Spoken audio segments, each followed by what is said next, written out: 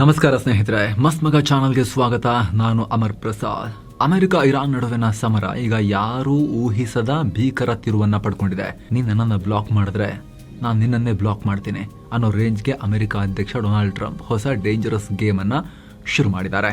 ಇಷ್ಟು ದಿನ ಹಾರ್ಮುಜ್ ಜಲಸಂಧಿ ಬ್ಲಾಕ್ ಮಾಡಿ ಇರಾನ್ ಜಗತ್ತಿನ ಕತ್ತನ್ನ ಹಿಸುಕಿತ್ತು. ಈಗ ಅದೇ ಹಾರ್ಮುಜ್ ಜಲಸಂಧಿಯನ್ನ ಹೊರಗಿನಿಂದ ನಾವು ಬ್ಲಾಕ್ ಮಾಡ್ತೀವಿ, ನಿಮಗೆ ಏನೂ ಸಿಗಬಾರದು, ಹುಲ್ಲುಕಡ್ಡಿನೂ ಹುಟ್ಟಬಾರದು, ನಿಮಗೆ ಹಂಗ್ ಮಾಡ್ತೀವಿ ಅಂತ ಟ್ರಂಪ್ ಅನೌನ್ಸ್ ಮಾಡಿದ್ದಾರೆ. ಇಸ್ಲಾಮಾಬಾದ್ ಶಾಂತಿ ಮಾತುಕತೆ ಫ್ಲಾಪ್ ಆದ ಬೆನ್ನಲ್ಲೇ ಟ್ರಂಪ್ ಇಂಥ ನಿರ್ಧಾರ ತಗೊಂಡಿದ್ದಾರೆ. ಇದು ನಿಜಕ್ಕೂ ವರ್ಕ್ ಆಗುತ್ತಾ ಅಥವಾ ಇದು ಇಡೀ ಪ್ರಪಂಚದ ಆರ್ಥಿಕತೆಯನ್ನ ಬುಡಮೇಲು ಮಾಡುತ್ತಾ? ನೇವಲ್ ಬ್ಲಾಕೇಡ್ ಅಂದ್ರೆ ನಿಜಕ್ಕೂ ಏನ್ ಮಾಡ್ತಾರೆ? ಹಾರ್ಮುಜ್ ಬಂದ್ ಮಾಡೋದು ಅಷ್ಟು ಈಸಿನಾ? ಇರಾನ್ ಸುಮ್ಮನಿರುತ್ತಾ? ಬನ್ನಿ ಇವತ್ತಿನ ಈ ವಿಡಿಯೋದಲ್ಲಿ ಈ ಕಂಪ್ಲೀಟ್ ಜಿಯೋಪೊಲಿಟಿಕಲ್ ಡ್ರಾಮಾವನ್ನ ಡಿಕೋಡ್ ಮಾಡ್ತಾ ಹೋಗೋಣ. ಟ್ರಂಪ್ ಡೆಡ್ಲಿ ಪ್ಲಾನ್, ಬ್ಲಾಕೇಡ್ಗೆ ಕೌಂಟರ್ ಬ್ಲಾಕೇಡ್. ಅಮೆರಿಕ ಮತ್ತು ಇರಾನ್ ನಡುವೆ ಪಾಕಿಸ್ತಾನದ ಇಸ್ಲಾಮಾಬಾದ್ನಲ್ಲಿ ನಡೆದ ಐತಿಹಾಸಿಕ ಮಾತುಕತೆ ಫೇಲ್ ಆಯಿತು. 1979 ನಂತರ ಅಂದರೆ ಬರೋಬ್ಬರಿ 4 ದಶಕಗಳ ಬಳಿಕ ನಡೆದ ಅತ್ಯುನ್ನತ ಮಟ್ಟದ ನೇರ ಮಾತುಕತೆ ಇರಾನ್ ಮತ್ತು ಅಮೆರಿಕ ನಡುವೆ ಶನಿವಾರ ಶುರುವಾಗಿ ಭಾನುವಾರದ ಮುಂಜಾನೆವರೆಗೂ ನಡೆದ ಈ ವೀಕೆಂಡ್ ಟ್ರಿಪ್ ಯಾವುದೇ ಫಲ ಕೊಟ್ಟಿಲ್ಲ. ಯಾಕಂದ್ರೆ ಅಮೆರಿಕನ್ ಡಿಮಾಂಡ್ಗಳು ಇರಾನ್ಗೆ ಒಪ್ಪಿಗೆ ಆಗಿಲ್ಲ. ಇದಾದ ಬೆನ್ನಲ್ಲೇ ರೊಚ್ಚಿಗೆದ್ದಿರೋ ಡೊನಾಲ್ಡ್ ಟ್ರಂಪ್ ಈ ಡೆಡ್ಲಿ ಆರ್ಡರ್ ಅನೌನ್ಸ್ ಮಾಡಿದ್ದಾರೆ. ಜಗತ್ತಿನ ಅತಿ ಶಕ್ತಿಶಾಲಿ ನೌಕಾಪಡೆ ಅಮೆರಿಕನ್ ನೇವಿ ಈಗ ಆಪರೇಷನ್ ಶುರು ಮಾಡುತ್ತೆ. ಹಾರ್ಮುಜ್ ಜಲಸಂಧಿಯನ್ನ ಪ್ರವೇಶ ಮಾಡೋ ಅಥವಾ ಅಲ್ಲಿಂದ ಹೊರಬರುವ ಯಾವುದೇ ಹಡಗುಗಳನ್ನ ಬ್ಲಾಕ್ ಮಾಡೋ ಪ್ರಕ್ರಿಯೆ ಶುರು ಮಾಡಿ ಅಂತ ಹೇಳಿ ಸೇನೆಗೆ ಆದೇಶವನ್ನ ಕೊಟ್ಬಿಟ್ಟಿದ್ದಾರೆ. ಅಷ್ಟೇ ಅಲ್ಲ, ನಮ್ಮ ಹಡಗುಗಳ ಮೇಲೆ ಅಥವಾ ಶಾಂತಿಯುತವಾಗಿ ಸಂಚರಿಸ್ತಾ ಇರೋ ಬೇರೆ ಹಡಗುಗಳ ಮೇಲೆ ದಾಳಿ ಮಾಡಿದ್ರೆ ಅಂತ ಇರಾನಿಯನ್ನರನ್ನ ನರಕಕ್ಕೆ ಕಳಿಸ್ತೀನಿ ಅಂತ ಹೇಳಿ ಟ್ರಂಪ್ ಗುಡುಗಿದ್ದಾರೆ. ಆದ್ರೆ ನಂತರ ಅಮೆರಿಕದ ಸೆಂಟ್ರಲ್ ಕಮಾಂಡ್ ಸೆಂಟ್ಕಾಮ್ ಇದನ್ನ ಕ್ಲಾರಿಫೈ ಮಾಡಿದೆ. ಅಂದ್ರೆ ಜಲಸಂಧಿಯಲ್ಲಿ ಸಂಚರಿಸೋ ಎಲ್ಲಾ ಹಡಗುಗಳನ್ನ ಅಮೆರಿಕ ಬ್ಲಾಕ್ ಮಾಡಲ್ಲ, ಬದಲಾಗಿ ಇರಾನ್ ಕರಾವಳಿ ತೀರಕ್ಕೆ ಹೋಗೋರು, ಇರಾನ್ಗೆ ಹೋಗೋರು ಎಲ್ಲವನ್ನ ಬ್ಲಾಕ್ ಮಾಡ್ತೇವೆ. ಇರಾನಿಗೆ ಹೋಗೋರು, ಇರಾನಿಂದ ಹೊರಬರೋರು ಅದನ್ನ ಬ್ಲಾಕ್ ಮಾಡ್ತೇವೆ ಅಂತ ಹೇಳಿ ಕ್ಲಾರಿಫಿಕೇಶನ್ ಕೊಟ್ಟಿದ್ದಾರೆ. ಈ ಬ್ಲಾಕೇಡ್ ಏಪ್ರಿಲ್ 13 ಸೋಮವಾರ ಅಮೆರಿಕ ಕಾಲಮಾನ ಬೆಳಿಗ್ಗೆ 10 ಗಂಟೆಯಿಂದ ಭಾರತೀಯ ಕಾಲಮಾನ ರಾತ್ರಿ 7:30ಕ್ಕೆ ನೇವಲ್ ಬ್ಲಾಕೇಡ್ ಆರಂಭ. ಇರಾನ್ಗೆ ಆರ್ಥಿಕ ದಿಗ್ಬಂಧನ, ಆದಾಯದ ಮೂಲಕ್ಕೆ ಟ್ರಂಪ್ ಕೊಡಲಿ ಏಟು. ಅಮೆರಿಕದ ಈ ಬ್ಲಾಕೇಡ್ನ ಅಸಲಿ ಟಾರ್ಗೆಟ್ ಇರಾನ್ನ ಆರ್ಥಿಕತೆ. ನೀವು ಕೇಳ್ಬೋದು, ಅಮೆರಿಕ ಆಲ್ರೆಡಿ ಇರಾನ್ ಮೇಲೆ ಸ್ಯಾಂಕ್ಷನ್ಸ್ ಹಾಕಿದೆ, ಇರಾನ್ ಆರ್ಥಿಕತೆ ಕುಸಿತ ಕಂಡಿದೆ, ಇನ್ನು ಹೇಗೆ ಇರಾನ್ ಆರ್ಥಿಕತೆಯನ್ನು ಟಾರ್ಗೆಟ್ ಮಾಡೋಕ್ಕಾಗತ್ತೆ ಅಂತ. ಆದರೆ ಸ್ನೇಹಿತರೆ, ಅಮೆರಿಕ ಇರಾನ್ ಮೇಲೆ ಎಷ್ಟೇ ನಿರ್ಬಂಧ ಹಾಕಿದ್ರು ಇರಾನ್ ಇಲ್ಲೀಗಲ್ ಆಗಿ ಚೈನಾದಂತಹ ಖರೀದಿದಾರರಿಗೆ, ಕ್ಲೈಂಟ್ಸ್ಗೆ ತನ್ನ ತೈಲವನ್ನು ಕಮ್ಮಿ ರೇಟ್ಗೆ ಮಾರ್ತಾ ಇತ್ತು. ಶಾಡೋ ಫ್ಲೀಟ್ಗಳ ಮೂಲಕ ವ್ಯವಹಾರ ಮಾಡ್ತಾ ಇತ್ತು, ಕಳ್ಳ ಹಡಗುಗಳ ಮೂಲಕ. ಇರಾನ್ ಯುದ್ಧದ ನಡುವೆ ಕೂಡ ಪ್ರತಿದಿನ 2 ಮಿಲಿಯನ್ ಬ್ಯಾರಲ್ ತೈಲವನ್ನು ಕಳಿಸಿದ ಇರಾನ್. ಸ್ನೇಹಿತರೆ, ಯೋಚನೆ ಮಾಡಿ, ದಿನಕ್ಕೆ ಬರೋಬ್ಬರಿ $139 ಮಿಲಿಯನ್ ದುಡ್ಡು. ಅಷ್ಟೇ ಅಲ್ಲ, ಸೀಸ್ ಫೈರ್ ಘೋಷಣೆ ಆದಮೇಲೆ ತನ್ನದೇ ಆದ ಟೋಲ್ ಬೂತ್ ಸೃಷ್ಟಿ ಮಾಡಿಕೊಂಡಿತ್ತು. ಇಂಟರ್ನ್ಯಾಷನಲ್ ವಾಟರ್ಸ್ನಲ್ಲಿ ಸಾಲು ಸಾಲು ಮೈನ್ ಜಲಸ್ಫೋಟಕಗಳನ್ನು ಹಾಕಿದ್ದೀವಿ. ನೋಡಿ, ಎಲ್ಲೆಲ್ಲಿ ಹಾಕಿದ್ದೀವಿ ನಮ್ಗೆ ಗೊತ್ತಿಲ್ಲ, ಆದರೆ ಯಾವ ರೂಟ್ನಲ್ಲಿ ಹಾಕಿಲ್ಲ ಅನ್ನೋದು ನಮಗೆ ಗೊತ್ತು. ಆ ರೂಟ್ ನಾವು ನಿಮಗೆ ಹೇಳಬೇಕು ಅಂದರೆ ಇಲ್ಲಿಂದ ಹೋಗಿ, ನಮ್ಮನ್ನು ಪರ್ಮಿಷನ್ ತಗೊಂಡು ಹೋಗಿ ಅಂತ ಇರಾನ್ ಸೇನೆ ಹಡಗುಗಳನ್ನು ಆಟ ಆಡಿಸ್ತಾ ಇತ್ತು. ತನ್ನ ಕಂಟ್ರೋಲ್ನಲ್ಲಿರೋ ಲಾರಕ್ ಮತ್ತು ಕೇಶಮ್ ದ್ವೀಪಗಳ ನಡುವಿನ ಹೊಸ ರೂಟ್ನಲ್ಲಿ ಬರುವಂತೆ ತಾಕೀತು ಮಾಡ್ತಾ ಇತ್ತು. ಚಾರ್ಜ್ ಮಾಡ್ತಾ ಇದ್ರು. ಒಂದು ಹಡಗಿಗೆ $2 ಮಿಲಿಯನ್ ಇದಕ್ಕೆ ಟೋಲ್ ಕಲೆಕ್ಟ್ ಮಾಡ್ತಾ ಇತ್ತು. ಈಗ ಆಲ್ರೆಡಿ 250ಕ್ಕೂ ಅಧಿಕ ಹಡಗುಗಳು ಈ ರೂಟನ್ನು ಬಳಸಿದಾವೆ. 35ಕ್ಕೂ ಅಧಿಕ ಹಡಗುಗಳು ಇರಾನ್ಗೆ ಟೋಲ್ ಕಟ್ಟಿವೆ. ಇದು ಅಮೆರಿಕದ ಕೆಂಗಣ್ಣಿಗೆ ಗುರಿಯಾಗಿದೆ. ಇದಕ್ಕೆ ಈಗ ಟ್ರಂಪ್ ಕೌಂಟರ್ ಬ್ಲಾಕೇಡ್ ಶುರು ಮಾಡಿದ್ದಾರೆ. ಇರಾನ್ಗೆ ಹೋಗೋ, ಇರಾನಿಂದ ಬರೋ, ಇರಾನ್ನ ಪರ್ಮಿಷನ್ ತಗೊಂಡು ಓಡಾಡೋ, ಟೋಲ್ ಕಟ್ಟಿ ಬರೋ ಯಾವುದೇ ಹಡಗಿಗೆ ಸಮುದ್ರದಲ್ಲಿ ಓಡಾಡಕ್ಕೆ ನಾವು ಬಿಡಲ್ಲ ಅಂತ ಟ್ರಂಪ್ ವಾರ್ನಿಂಗ್ ಕೊಟ್ಟಿದ್ದಾರೆ. ಏನು ಸ್ನೇಹಿತರೆ, ಸುಂದರ ಭೂತಾನ್ ರಾಷ್ಟ್ರಕ್ಕೆ ಪ್ರವಾಸ ಹೋಗಬೇಕು ಅಂತ ಇದ್ರೆ ಆಲ್ ಇನ್ಕ್ಲೂಸಿವ್ ಪ್ಯಾಕೇಜ್ ಇಲ್ಲಿದೆ. ಆಸಕ್ತರು ಕಾಲ್ ಮಾಡಿ ಬುಕ್ ಮಾಡಿಕೊಂಡು ಹೋಗಿ ಬರ್ಬೋದು. ಕಣಕ್ಕಿಳಿದ 30 ಯುದ್ಧ ನೌಕೆ, 26,000 ಸೈನಿಕರು. ಹೇಗಿರುತ್ತೆ ಅಮೆರಿಕದ ಚಕ್ರ ವ್ಯೂಹ? ಅಮೆರಿಕ ಏನೋ ಬ್ಲಾಕೇಡ್ ಮಾಡ್ತೀನಿ ಅಂತ ಅನೌನ್ಸ್ ಮಾಡಿದೆ, ಆದರೆ ಇದನ್ನು ಕಾರ್ಯಗತ ಮಾಡೋದು ಅಷ್ಟು ಸುಲಭನಾ? ಖಂಡಿತ ಇಲ್ಲ. ಇದಕ್ಕಾಗಿ ಅಮೆರಿಕ ಇತಿಹಾಸದಲ್ಲೇ ಅತ್ಯಂತ ಬೃಹತ್ ನೌಕಾಪಡೆಯನ್ನು ಹಾರ್ಮುಜ್ಗೆ ಶಿಫ್ಟ್ ಮಾಡಿದೆ. ಈಗ ಆಲ್ರೆಡಿ ಅಮೆರಿಕದ ಸೆಂಟ್ರಲ್ ಕಮಾಂಡ್ ಜಲಸಂಧಿಯನ್ನು ಬ್ಲಾಕ್ ಮಾಡೋಕೆ ಸಕಲ ತಯಾರಿ ನಡೆಸಿದೆ. ಅಮೆರಿಕದ ಮುಂದಿರೋದು 2 ದೊಡ್ಡ ಚಾಲೆಂಜ್. ಮೊದಲನೇದು ಇರಾನ್ ಹಾಕಿರೋ ಸಮುದ್ರದ ಒಳಗಿನ ಮೈನ್ಗಳನ್ನು, ಜಲಸ್ಫೋಟಕಗಳನ್ನು, ಸಮುದ್ರ ಸ್ಫೋಟಕಗಳನ್ನು ಡಿಫ್ಯೂಸ್ ಮಾಡೋದು.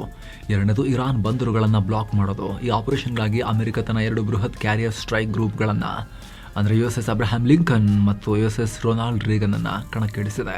ಇದರ ಜೊತೆಗೆ 2 ಆಂಫಿಬಿಯಸ್ ರೆಡಿ ಗ್ರೂಪ್ಗಳು ಅಂದರೆ USS ಇವೋ ಜಿಮಾ ಮತ್ತು USS ಬಾಕ್ಸರ್ಗಳು ಕೂಡ ಜಾಯ್ನ್ ಆಗಿದೆ. ಒಟ್ಟು ಟೋಟಲ್ ಲೆಕ್ಕ ಹಾಕಿದ್ರೆ ಈ ಆಪರೇಷನ್ನಲ್ಲಿ ಸುಮಾರು 30ಕ್ಕೂ ಅಧಿಕ ಘಟಾನುಘಟಿ ಯುದ್ಧ ನೌಕೆಗಳು 170ರಿಂದ 200ಕ್ಕೂ ಅಧಿಕ ಅಡ್ವಾನ್ಸ್ಡ್ ಫೈಟರ್ ಜೆಟ್ಗಳು, ಹಾಗೆ ಬರೋಬ್ಬರಿ 23,000ದಿಂದ 26,000 ಅಮೆರಿಕನ್ ನೌಕಾ ಸೈನಿಕರು, ಕಮಾಂಡೋಗಳು ಭಾಗಿಯಾಗಲಿದ್ದಾರೆ. ಈಗ ಆಲ್ರೆಡಿ ಸಮುದ್ರದೊಳಗಿನ ಸ್ಫೋಟಕಗಳನ್ನು ಕ್ಲಿಯರ್ ಮಾಡೋಕ್ಕೆ ಅಮೆರಿಕದ ರಹಸ್ಯ ಅಂಡರ್ ವಾಟರ್ ಡ್ರೋನ್ಗಳು, ನೈಫ್ ಫಿಶ್ ಮತ್ತು ಮೈನ್ ಸ್ವೀಪರ್ ಹೆಲಿಕಾಪ್ಟರ್ಗಳು MH-60S ನಂತವು ಈಗ ಕಣಕ್ಕಿಳಿದಿವೆ, ಸಮುದ್ರಕ್ಕಿಳಿದಿವೆ, ಹಾರಿವೆ. ಮೈನ್ ಕ್ಲಿಯರೆನ್ಸ್ ಆಪರೇಷನ್ನ ಭಾಗವಾಗಿ USS ಫ್ರಾಂಕ್ ಪೀಟರ್ಸನ್ ಮತ್ತು USS ಮೈಕೆಲ್ ಮರ್ಫಿ ಅನ್ನೋ 2 ಡಿಸ್ಟ್ರಾಯರ್ ಯುದ್ಧ ನೌಕೆಗಳು ಜಲಸಂಧಿಯನ್ನು ಪ್ರವೇಶ ಮಾಡಿವೆ. ಅಮೆರಿಕಗೆ ಇರಾನ್ ತೆರಿಗೆಟು ರಂಗ ಪ್ರವೇಶ ಮಾಡಲಿವೆ 23 ಮಿನಿ ಸಬ್ಮರೀನ್. ಅಮೆರಿಕ ಇಷ್ಟೆಲ್ಲ ಮೆಗಾ ಪ್ಲಾನ್ ಮಾಡ್ತಿರ್ಬೇಕಾದ್ರೆ ಇರಾನ್ ಸುಮ್ಮನೆ ಕೂತಿಲ್ಲ. ಡೆಫಿನೆಟ್ಲಿ ಇರಾನ್ ಕೂಡ ಪ್ರತಿ ವ್ಯೂಹ ಹೆಣಿತಾ ಇದೆ. ಇರಾನ್ ಬಳಿ ಅಮೆರಿಕದಷ್ಟು ದೊಡ್ಡ ಯುದ್ಧ ನೌಕೆಗಳಿಲ್ಲದೆ ಇರ್ಬೋದು, ಆದರೆ ಅವರ ಬಳಿ ಗರಿಲ್ಲಾ ನೌಕಾತಂತ್ರ ಇದೆ. ಇದನ್ನು ಅರ್ಥ ಮಾಡ್ಕೊಳ್ಳೋಕೆ ನಾವು ಅಮೆರಿಕದ ಸಿವಿಲ್ ವಾರ್ ಇತಿಹಾಸಕ್ಕೆ ಹೋಗಬೇಕು. 1864ರಲ್ಲಿ ಅಮೆರಿಕದ ಒಕ್ಕೂಟ ಪಡೆಗಳು ಬಂದರುಗಳನ್ನು ಬ್ಲಾಕ್ ಮಾಡಿದಾಗ HL ಹನ್ಲಿ ಅನ್ನೋ ಒಂದು ಸಣ್ಣ ಸಬ್ಮರೀನ್ ಬೃಹತ್ USS ಹಾಸಟಾನಿಕ್ ಯುದ್ಧ ನೌಕೆಯನ್ನು ಬ್ಲಾಸ್ಟ್ ಮಾಡಿ ಮುಳುಗಿಸಿತ್ತು. ಇತಿಹಾಸದಲ್ಲಿ ಒಂದು ಸಬ್ಮರೀನ್ ಯುದ್ಧ ನೌಕೆಯನ್ನು ಮುಳುಗಿಸಿದ ಮೊದಲ ಘಟನೆ ಅದು. ಈಗ ಇರಾನ್ ಅದೇ ಇತಿಹಾಸವನ್ನ ಮರು ಸೃಷ್ಟಿಸೋಕೆ ಕಾಯ್ತಾ ಇದೆ. ಇರಾನ್ ಬಳಿ ಉತ್ತರ ಕೊರಿಯಾ ಡಿಸೈನ್ ಮಾಡಿರೋ ಸುಮಾರು 23 ಘಾದಿರ್ ಕ್ಲಾಸ್ ಮಿನಿ ಸಬ್ಮರೀನ್ಗಳಿವೆ. ಕೇವಲ 117 ಟನ್ ತೂಕದ ಈ ಸಣ್ಣ ಸಬ್ಮರೀನ್ಗಳು ಸಮುದ್ರದ ಆಳದಲ್ಲಿ ಶಬ್ದ ಮಾಡದೆ ಅಡಗಿ ಕೂರ್ತವೆ. ಇವುಗಳಲ್ಲಿ 2 533 mm ಟಾರ್ಪಿಡೋ ಟ್ಯೂಬ್ಗಳಿದ್ದು ಅಮೆರಿಕದ ದೊಡ್ಡ ಹಡಗುಗಳನ್ನೇ ಹೊಡೆದುರುಳಿಸೋ ಕೆಪಾಸಿಟಿ ಇದಕ್ಕಿದೆ. ಇದರ ಜೊತೆಗೆ ಇರಾನ್ನ ಎಸಿಮೆಟ್ರಿಕ್ ವಾರ್ಫೇರ್ ಕೂಡ ಭಯಾನಕ. ಸಬ್ಮರೀನ್ಗಳಿಂದಲೇ ಲಾಂಚ್ ಮಾಡಬಲ್ಲ ಆಂಟಿಶಿಪ್ ಬ್ಯಾಲಿಸ್ಟಿಕ್ ಮಿಸೈಲ್ಗಳು, ಆಕಾಶದಿಂದ ಅಟ್ಯಾಕ್ ಮಾಡಬಲ್ಲ ಮೊಹಾಜೆರ್ ಸೀರೀಸ್ನ ಡ್ರೋನ್ಗಳು, ಎಲ್ಲಕ್ಕಿಂತ ಹೆಚ್ಚಾಗಿ ಸಮುದ್ರದಲ್ಲಿ ಎಲ್ಲೆಂದರಲ್ಲಿ ತೇಲಿ ಬಿಡಬಹುದಾದ ಫ್ರೀ ಫ್ಲೋಟಿಂಗ್ ಮೈನ್ಗಳು ಅಮೆರಿಕನ್ ನೇವಿ ಪಾಲಿಗೆ ಅಕ್ಷರಶಃ ಸಿಂಹ ಸ್ವಪ್ನ. ಇನ್ನೊಂದು ದೊಡ್ಡ ಪ್ರಾಬ್ಲಮ್ ಕೂಡ ಇಲ್ಲಿದೆ. ಅಮೆರಿಕ ತನ್ನ ಅಷ್ಟೂ ಶಕ್ತಿಯನ್ನು ಕ್ಷಿಪಣಿ ರಕ್ಷಣಾ ವ್ಯವಸ್ಥೆಯನ್ನು ಮಿಡಲ್ ಈಸ್ಟ್ಗೆ ತಂದು ಸುರಿದ್ರೆ ಉಳಿದ ಕಡೆ ಯಾರು ನೋಡ್ಕೊಳ್ತಾರೆ? ಒಂದು ಕಡೆ ಯುಕ್ರೇನ್ಗೆ ರಷ್ಯಾ ವಿರುದ್ಧ ಹೋರಾಡೋಕ್ಕೆ ಅಮೆರಿಕದ ಸಪೋರ್ಟ್ ಬೇಕು, ಇನ್ನೊಂದು ಕಡೆ ಇಂಡೋ ಪ್ಯಾಸಿಫಿಕ್ ರೀಜನಲ್ಲಿ ಚೈನಾ ತೈವಾನ್ ಯುದ್ಧದ ಭೀತಿ ಇದೆ. ಅಲ್ಲೂ ಅಮೆರಿಕ ಫ್ರೆಂಡ್ಸನ್ನು ನೋಡ್ಕೋಬೇಕು, ಕಾಯಬೇಕು, ತನ್ನ ಪಾರುಪತ್ಯ ಕಾಯಬೇಕು. ಏನಿಲ್ಲ ಅಂದರೂ ಕೂಡ ಫ್ರೆಂಡ್ಸನ್ನು ಕೈಬಿಟ್ಟರು ಕೂಡ ಈಗ ತನ್ನ ಸೇನೆಯ ಬಹುಪಾಲು ಶಕ್ತಿಯನ್ನು ಇರಾನ್ ವಿರುದ್ಧ ಬಳಸಿದ್ರೆ ಜಾಗತಿಕ ಮಟ್ಟದಲ್ಲಿ ಅಮೆರಿಕದ ಪವರ್ ಬ್ಯಾಲೆನ್ಸ್ ಜಾರೋಗುತ್ತೆ.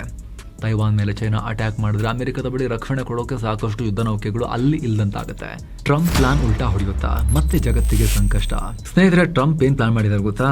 ಇರಾನ್ ತನ್ನ ಆರ್ಥಿಕತೆ ನಡೆಸೋಕೆ ತೈಲ ರಫ್ತು ಮಾಡಲೇಬೇಕಲ್ಲ. ಈ ತೈಲ ರಫ್ತನ್ನೇ ಸಂಪೂರ್ಣವಾಗಿ ಬಂದ್ ಮಾಡಿದ್ರೆ ಇರಾನ್ ಮಂಡಿಯೂರಿಸಬಹುದು ಅನ್ನೋದು ಅಮೆರಿಕದ ಪ್ಲಾನ್. ಜನರು ಒಚ್ಚಿಗೆ ಹೇಳ್ತಾರೆ ತಿನ್ನೋಕ್ಕೂ ಅನ್ನ ಇಲ್ಲದೆ ಅಂತ ಹೇಳಿ. ಈ ಲೆಕ್ಕಾಚಾರ ಅಷ್ಟು ಸುಲಭ ಇಲ್ಲ. ಕೆಲ ತಜ್ಞರ ಪ್ರಕಾರ ಇದೊಂಥರ ಮುಖದ ಮೇಲಿನ ಸಿಟ್ಟಿಗೆ ಮೂಗನ್ನೇ ಕೊಯ್ಕೊಂಡಂಗೆ ಆಗಬಹುದು ಅನ್ನೋ ಎಚ್ಚರಿಕೆ ಕೊಡ್ತಾ ಇದ್ದಾರೆ. ಯಾಕಂದ್ರೆ ಇರಾನ್ ಮೊದಲೇ ತೈಲ ಯುದ್ಧವನ್ನ ಮಾಡ್ತಾನೆ ಇದೆ, ಯಶಸ್ವಿಯಾಗಿ ಅದನ್ನು ನಡೆಸ್ಕೊಂಡ್ ಬಂದಿದೆ. ಈಗ ಟ್ರಂಪ್ ದಿಗ್ಬಂಧನ ಹಾಕಿದ್ರೆ ಜಗತ್ತಿನಲ್ಲಿ ತೈಲದ ಕೊರತೆ ಇನ್ನಷ್ಟು ಭೀಕರ ಆಗುತ್ತೆ. ಇಲ್ಲಿವರೆಗೂ ಕಳ್ಳ ಮಾರ್ಗದಲ್ಲಾದರೂ ಸ್ವಲ್ಪ ಮಟ್ಟಿಗೆ ತೈಲ ಸಾಗಣೆ ಆಗ್ತಾ ಇತ್ತು. ಈಗ ಅದು ನಿಂತು ಹೋದ್ರೆ ಇರಾನ್ಗಿಂತ ಹೆಚ್ಚು ಪೆಟ್ಟು ಅಮೆರಿಕ ಹಾಗೂ Bharat, China, Japan, south Korea, Europe ಯಾರೆಲ್ಲ ಡಿಪೆಂಡ್ ಆಗಿದ್ದೀವಿ ಈ ಹಾರ್ಮುಜ್ ಜಲಸಂಧಿಯಿಂದ ಬರೋ ಆಯಿಲ್ ಮೇಲೆ, ಅವರ ಆರ್ಥಿಕತೆಗೆ ಬೀಳುತ್ತೆ. ಅಮೆರಿಕಗೂ ಪೆಟ್ಟು. ಯಾಕಂದರೆ ಅಮೆರಿಕದಲ್ಲೂ ಕೂಡ ಗ್ಲೋಬಲಿ ಆಯಿಲ್ ಪ್ರೈಸ್ ಜಾಸ್ತಿ ಆದರೆ ಅಮೆರಿಕದಲ್ಲೂ ಜಾಸ್ತಿ ಆಗುತ್ತೆ. 30-40% ಆಲ್ರೆಡಿ ಇನ್ಕ್ರೀಸ್ ಆಗಿತ್ತು ಅಲ್ಲ ಅಮೆರಿಕದಲ್ಲಿ ಈ ವಾರ್ ಪೀಕಲ್ಲಿದ್ದಾಗ. ಬ್ರೆಂಟ್ ಕ್ರೂಡ್ ಆಯಿಲ್ ಈಗ ಮತ್ತೆ $101-102 ದಾಟಿ ಮುಂದಕ್ಕೆ ಹೋಗ್ತಿತ್ತು ನಾವು ಈ ವಿಡಿಯೋ ರೆಕಾರ್ಡ್ ಮಾಡೋ ಟೈಮ್ನಲ್ಲಿ. ಒಂದೇ ದಿನದಲ್ಲಿ ಈ ಬ್ಲಾಕೇಡ್ ಅನೌನ್ಸ್ ಮಾಡಿದ ಒಂದೇ ದಿನದಲ್ಲಿ ಮತ್ತೆ 7% ಏರಿಕೆ ಕಂಡಿದೆ. ಪೆಟ್ರೋಲ್, ಡೀಸೆಲ್ ಬೆಲೆ ಗಗನಕ್ಕೇರಿದ್ರೆ ಅಮೆರಿಕನ್ ಜನರೇ ಟ್ರಂಪ್ ವಿರುದ್ಧ ತಿರುಗಿ ಬೀಳ್ತಾರೆ. ಕಡೆಗೆ ಅಮೆರಿಕವೇ ಮತ್ತೆ ಇರಾನ್ ಬಳಿ ಹೋಗಿ ಒಪ್ಪಂದ ಮಾಡ್ಕೊಳ್ಳೋಕೆ ಅಂಗಲಾಚುವ ಪರಿಸ್ಥಿತಿ ಬರಬಹುದು ಅನ್ನೋದು ತಜ್ಞರು ಕೊಡ್ತಾ ಇರೋ ವಾರ್ನಿಂಗ್. ಜೊತೆಗೆ ಇರಾನ್ ಬಂದರುಗಳನ್ನು ಬ್ಲಾಕ್ ಮಾಡೋ ವಿಚಾರ, ಹಡಗುಗಳನ್ನು ತಡೆಯೋದು ಮತ್ತು ಅದೇ ಟೈಮ್ನಲ್ಲಿ ಬೇರೆ ರಾಷ್ಟ್ರಗಳ ತೈಲ ಹಡಗುಗಳಿಗೆ ರಕ್ಷಣೆ ಕೊಡೋದು, ಈ ಮೂರೂ ಕೆಲಸನ ಒಟ್ಟೊಟ್ಟಿಗೆ ಮಾಡೋಕೆ ಅಮೆರಿಕದ ಬಳಿ ಸಾಕಷ್ಟು ರಿಸೋರ್ಸಸ್ ಇಲ್ಲ, ನೌಕೆಗಳಿಲ್ಲ. ಒಂದು ವೇಳೆ ಅಮೆರಿಕನ್ ನೌಕಾಪಡೆ ಸೌದಿ ಅರೇಬಿಯಾದ ತೈಲ ಹಡಗುಗಳಿಗೆ ರಕ್ಷಣೆ ಕೊಡೋಕೆ ಮುಂದೆ ಬಂದರೂ ಕೂಡ ತೈಲ ಸಾಗಿಸೋ ವಾಣಿಜ್ಯ ಕಂಪನಿಗಳು ಆ ರಿಸ್ಕ್ ತಗೊಳ್ತಾರಾ? ಇರಾನ್ ಮಿಸೈಲ್ಗಳ ರಿಸ್ಕ್ ಅವ್ರಿಗೂ ಕೂಡ ಇದ್ದೇ ಇರುತ್ತಲ್ವಾ? ಅವ್ರು ಧೈರ್ಯ ಮಾಡ್ತಾರಾ?